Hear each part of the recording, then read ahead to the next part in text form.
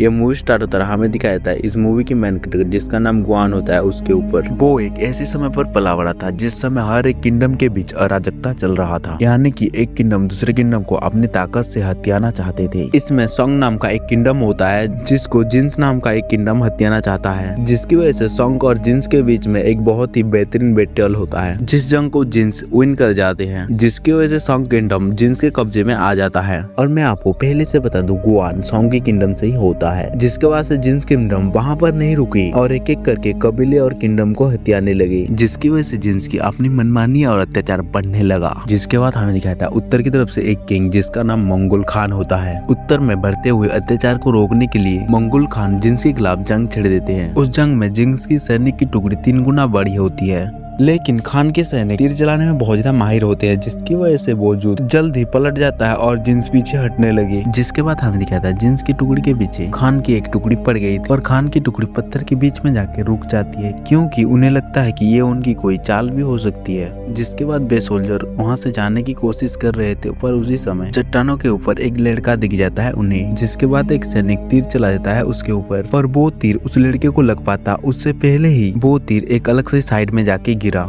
जैसे कि उस लड़की के चारों तरफ एक जादुई दीवार हो। दरअसल यही है हमारी मूवी की मेन कैरेक्टर जिसका नाम गुआन है। ये देखकर सारे सैनिक गुआन के ऊपर अपने तीर से हमला करने लगे, पर गुआन को वहाँ पर एक भी तीर नहीं लगता, क्योंकि उसके चारों तरफ एक जादुई शील्ड होता है जो उन सारे एरो को साइड में जाके फेंक देता था। तभी गुआन उन सारे सोल्जर को दूर से कहने लगा, मैं तुम्हारा दुश्मन नहीं हूँ, मैं तो बस एक मुसाफिर हूँ। ये सुनकर सारे सैनिक पहाड़ों के ऊपर गुआन के पास आने लगे। जिसके बाद उस टुकड़ी के कमांडर गुआन को पूछने लगा, आखिर तुम यहाँ पर क्या कर रहे हो और हमारे भाषा कैसे बोल लेते हो? तब गुआन उन्हें बताता है, मैं ग्रासलैंड पर पला बड़ा हूँ और फिलहाल अभी मैं मिडिल लैंड की एक दोस्त को ढूंढ रहा हूँ। और वो बताता है यहाँ पर चल रही युद्ध की वजह से हम दोनों अलग हो गए। ये सुनकर कमांडर उसे कुछ बोलने ही वाला था, पर उसी समय एक हॉर्न की आवाज सुनाई देता है, जिसकी वजह से वो सब गुआन को इग्नोर करके अपनी बैटल की तरफ निकल गई। जिसके बाद गुआन वहाँ पर पड़ी हुई लाश को देखकर उस बिछड़े हुए लड़की के बारे में सोचने लगा कि वो दोनों एक दिन इसी तरह एक खत्म हुए युद्ध की मैदान पर पहुंच जाते हैं। वहाँ पर इसी तरह कई सारे लोग मरे पड़े थे। वहाँ पर वो लड़की गुआन को बताता है कि यहाँ पर कुछ लोग अपनी इलाका को बचाने के लिए लड़ते हैं और कुछ लोग शोहरत और बदले के लिए लड़ते हैं, और अंत में ये लोग इसी तरह मरे पड़े होते हैं। तब गुआन हमें उस लड़की के बारे में बताता है कि वो एक दूर दराज एक आइसलैंड से अपने फादर को धोखा देगी कि वो किस तरह से यहाँ पर आके भटक रही है। तब गुआन उस लड़की को पूछती है, क्या तुम्हें इसी तरह भटकने से डर नहीं लगती है? तब वो लड़की गुआन की बातों को इग्नोर करके घोड़े से उतर जाती है। तब वो लड़की गुआन को कहता है, हमें इन मरे हुए लोगों के लिए अगरबत्ती जलाना होगा। तब गुआन पूछता है, आखिर इस बारिश में कैसे जलेगी? तब वो लड़की कहती है, मैं बस जैसा कह रहा हूँ तुम वैसा करो। जिसके बाद वो लड़की बहुत सारे स्वॉर्ड और भाला को इकट्ठा करके एक ऊंची चट्टान के ऊपर खड़ा कर देती है। जिसके बाद वो दोनों जाके एक जगह पर बैठ गई।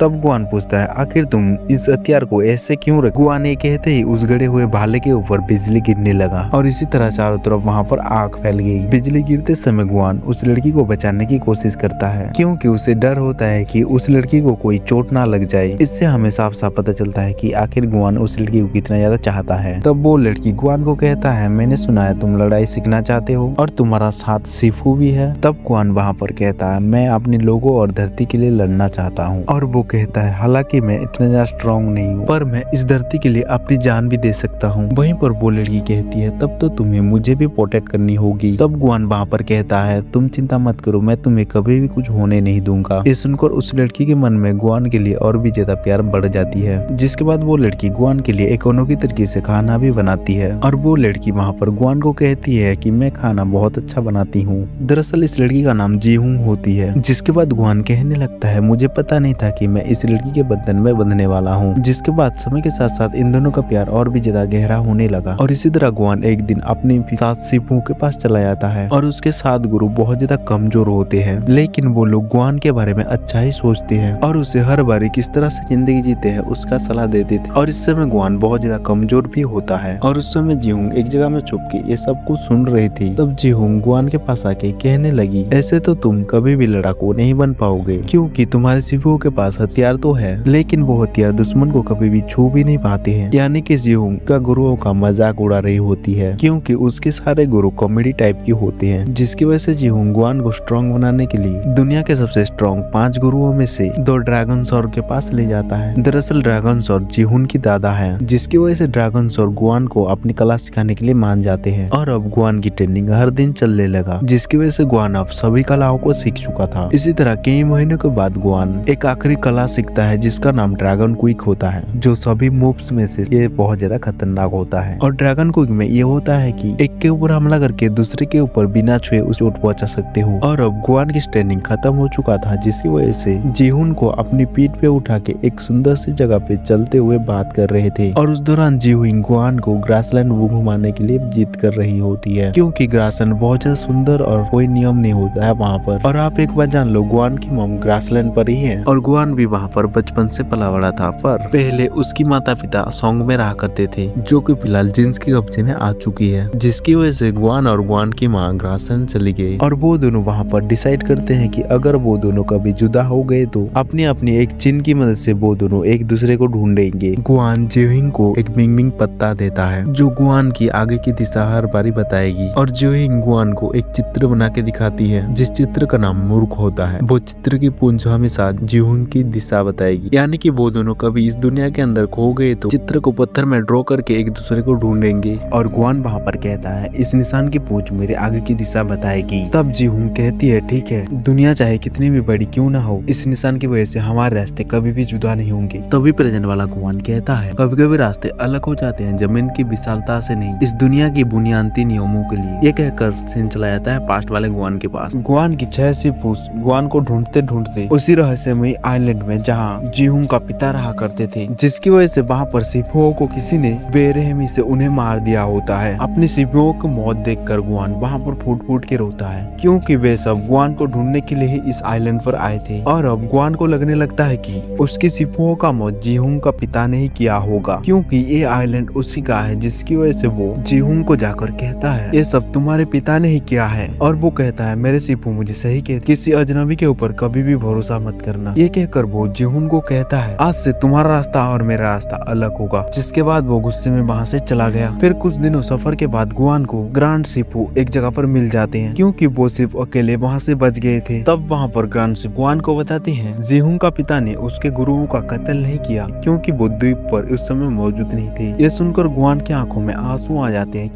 क्योंकि जीहुन उसे सच कह रही थी कि उसके पिता द्वीप पर उस समय मौजूद नहीं थे। यहाँ से सीन कट होके प्रेजेंट वाले गुआन के पास सीन शिफ्ट हो जाता, जहाँ से वो ये सब कुछ सोच रहा था। जिसके बाद वो वहाँ पर भी एक निशान बना के आगे बढ़ गया। जिसके बाद हम देखते हैं जीहुन को, वो भी गुआन को ढूंढ रहा होता है और वो पहुंच जाता है एक युद्ध के मैदान पर। ये सब कुछ जीहुन देख रहा होता है एक चट्टान के ऊपर से। ये सब कुछ जीहुन एक चट्टान के ऊपर से देख रहा होता है, पर उसके पीछे अपने साथियों के साथ वेनम बेस्ट होता है। और आप एक बात जान लो, वेनम बेस्ट 5 योद्धाओं में से सबसे खतरनाक योद्धा होता है, और वो अमर होने के लिए एक ग्रंथ को ढूंढ रहा है। मार्शल कैप्चर होता है, और जिसे भी वो मार्शल कैप्चर मिलता है वो हमेशा के लिए अजय हो जाता है, क्योंकि उस ग्रंथ के अंदर अनगिनत पावर सोर्स होता है। अगर वो मार्शल कैप्चर किसी गलत हाथों में पड़ जाता है तो वो पूरी दुनिया को अपने इशारों पर मिटा भी सका है। जिसकी वजह से जीहुन उस ग्रंथ को कहीं पर छुपा कर रखा है, जब तक कि उसे एक सही इंसान नहीं मिल जाता है। जिसकी वजह से वेनम बेस्ट जीहुन को पकड़ लेता है और एक जगह में उसे कैद करके उस ग्रंथ के बारे में पूछने लगा। और जब जीहुन वेनम बेस्ट को उस ग्रंथ के बारे में बताने से साफ साफ मना कर देता है तो वेनम बेस्ट उसे टॉर्चर करके उगालने की कोशिश करता है। पर उसी समय जीहुन की नजर पड़ जाता है वेनम बेस्ट की चेलों के ऊपर, जो ग्रंथ के बारे में जानने के लिए उस दीवार में भी कान लगाए बैठे थे। तब जीहुन को मौका मिल जाता है वेनम बेस्ट की ध्यान भटकाने का। बस तुम उस ग्रंथ के बारे में जानना चाहते हो ना, मैं तुम्हें अभी बता देता हूँ, लेकिन उससे पहले कि तुम्हारे सारे चेले दीवार में भी कान लगा के बैठे हैं। ये सुनकर वेनम बेस्ट उनकी तरफ देखता है तो वो सब सच में दीवार में कान लगा के बैठे थे। ये देखकर वेनम बेस्ट अपने चेलों को सजा देने के लिए उनके पास चला जाता है। उस समय जीहुन को मौका मिल जाता है और वो वहाँ से भाग गई। जिसके बाद हमें दिखाता है गुआन को नदी के किनारे पानी भरते हुए, और तभी उसे वहाँ पर मंगोल का झंडा दिख जाता है। वहाँ पर ये देखकर वो थोड़ा आगे चेक करने के लिए जाता है तो वहाँ पर वो दिखता है कि वेनम बेस्ट का एक शिष्य मुगल खान का कुछ सैनिक उसके कब्जे में होते हैं। हालांकि वो सैनिक तादाद में थोड़ा ज्यादा थे, लेकिन पर वेनम बेस्ट के शिष्य बहुत ज्यादा पावरफुल होता है, जिसकी वजह से ये सब उसके सामने हार गए थे। अंधा ये सुनते ही वो शिष्य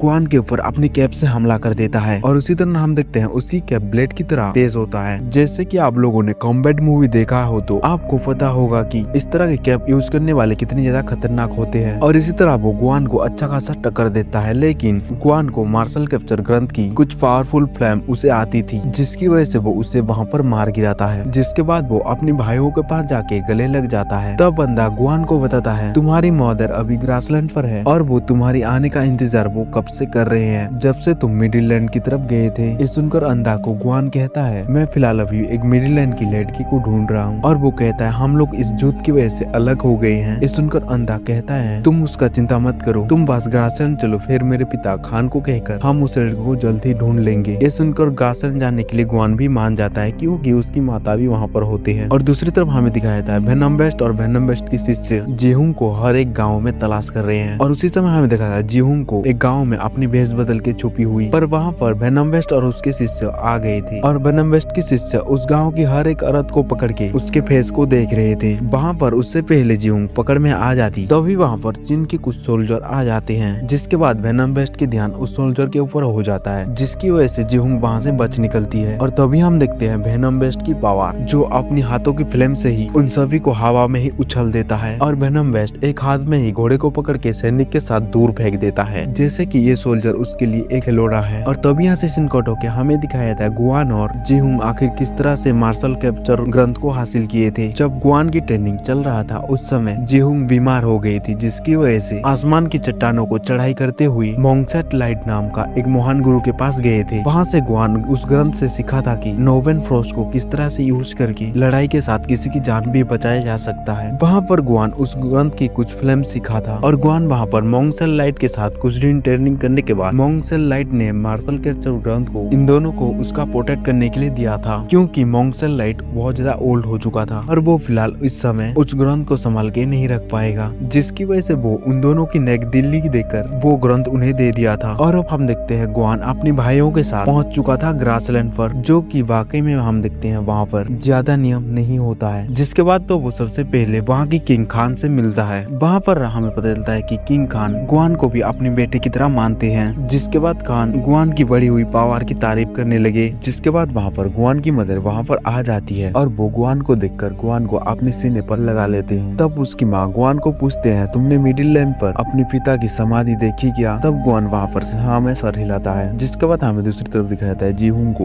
वो घोड़े से उस मूर्ख निशान को फॉलो करते हुए ग्रासलैंड की तरफ बढ़ रही होती है, पर उसी बीच वो देखती है वेनम वेस्ट और उसके शिष्य उसको देख चुके हैं और उसके पीछे पीछे आ रहे हैं, और तभी वो लोग घोड़े से ही जीहुंग के ऊपर, और तभी हम देखते हैं यहाँ से ग्रासलैंड बहुत ज्यादा पास में ही होता है, पर अफसोस वो वहाँ पर पहुँच नहीं पाती है। ये वीडियो यहीं तक ही था। अगर आपको अगला पार्ट देखना है तो कमेंट बॉक्स में कमेंट कीजिए और तब तक मिलते हैं एक नई वीडियो के साथ वापस। तब तक के लिए कीप वॉचिंग नाउ।